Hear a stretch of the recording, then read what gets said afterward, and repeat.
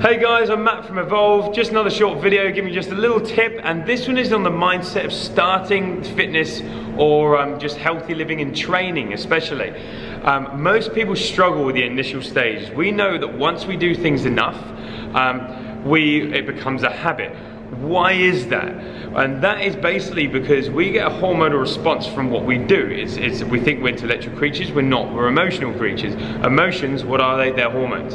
Okay, so when we do something that is in line with what we need to be doing, we need that to become a habit. I'll give you an example of this. You're a caveman or a cavewoman, you sat around, you haven't eaten for weeks, you're very low on nutrients, your energy is very low. You hear a rustle in the bushes, you look over, it's a saber-toothed tiger. Now, what happens? You release adrenaline and cortisol. Adrenaline opens up your eyes so you can see better, your vascularity, gets that heart pumping, and cortisol breaks muscles down into aminos. Aminos are sugar in your blood. Now you have fast release energy to fight or flight in this situation. Great for survival. The problem is your brain doesn't know the difference between what you think and what you actually do. So before, if that saber-toothed tiger wasn't there, you'd be pretty chilled out. Now that saber-toothed tiger is in the form of your phone, your boss, your work, your to-do list, stress.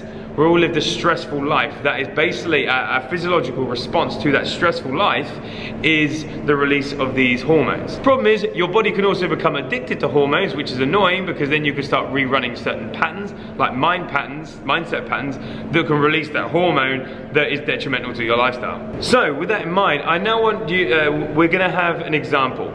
We have someone who wants to start training. I say to them, great. You're gonna train 6 days a week for 6 months. Bit too much to start, just an example. What do they think? Oh, I can't do that. Like, I've got work, I'll be tired, all these obstacles will come up, I've got children, I haven't got time, blah, blah, blah, all the way it goes along. What that basically means is I do not prioritize that. If you put a gun to the head, boom, and you say, if you do not complete all these activities in 6 months, we'll pull the trigger. What would happen? You'd find a way. Why? Because you value your life more than you do the excuses that you give yourself. Another example, 6 months, got to train every day. No, I've got this, got that, I'll find ways to get out of it. Now, if you complete it, you get $30 million wired to your account. Bang, we find a way. Why? Because we value, unfortunately, money more than we do our health. But what's happening inside when I originally ask them and they're thinking all the bad things? You say to someone, go training. What has to happen? I've got to find a gym. Then when I find a gym, I've got to see if it's any good. I've got to find a PT. I've got to buy new training clothes, and I don't know if they'll fit me. And I've got to turn up, and what if I feel uncomfortable? And then I've got to find a shower, turn up at work, and I'm going to lose time. They start listing all these things. If you say to that same person, do you want to go out for a meal tonight? Then they'll go, oh, well, then I've got to find somewhere to eat, then I've got to find a park, or what if I don't find a park? What if I get there and there's nothing that I like, or I do like it, but I've got allergies? And they don't think of that. What do they think of? They think of the meal. They think of the connection, of the fun they have at that meal. So it's just the focus, because all that stuff just happens. And then you have another person who goes, no, I want to start training, bang, it happens, and they follow it through. What are they focusing on? They're focusing on the end result, the way they're going to feel, what's going to happen in 6 months' time, and all the other things happen. It's gone from a push to a pull. If I try to sell you a vacation, and I said you're going to be sat on a plane with your knees around your head for the next 17 hours, it's not going to be very compelling, but I talk to you about the beach in Hawaii and the beautiful rainforest walks you're going to do, and you'll go through that to get to that. So ask yourself, what are you focusing on? Because the number one blockage for people to getting there on their health, their fitness journey is themselves. A quick note on that, there's something that I call lukewarm water. There's this saying that I heard years ago, and I can't even remember where I heard it, but it's amazing, I use it all the time. It's, you see a dog lying on a hot floor. You say to the owner, why is your dog whimpering? It's like, because the floor's hot. Why doesn't he move? Because it's not hot enough. And that's people. They'll lie on a hot floor and whimper, but one or two things has to happen. There's a shiny bone that gets the dog to get up and move, but it's not very often something compelling enough, because let's face it, we have to expel energy here. Usually, unfortunately, what has to happen is the floor gets too hot.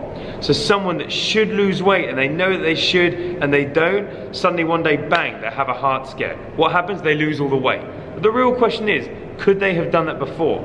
Yes, but the floor wasn't hot enough. So chances are, if you're the keep getting into it person or start and stop, you're lukewarm.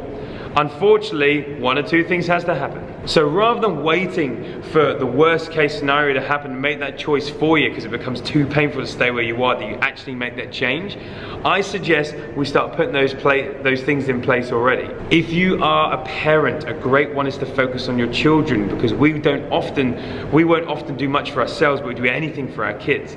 So rather than it be about, I need to lose weight to feel good, which would be great, but it doesn't have to happen. It's, what is my child going to think of me in 10 years time when I turn up to the parents' race at school? Or will my child be embarrassed of me? Will I not have enough energy to play with them? And that's the pain. You need the pain there, but also the pleasure. I follow this through. I make an example. I show them that I can do it. So I can lead them through anything, because I didn't want to do it. I followed it through, and look at me now. That becomes a pull. That may be what you're missing to get started. So anyway, guys, as always, these videos just intended so that you do your own research, hopefully dive a little deeper into your own mindset, and I'll see you soon.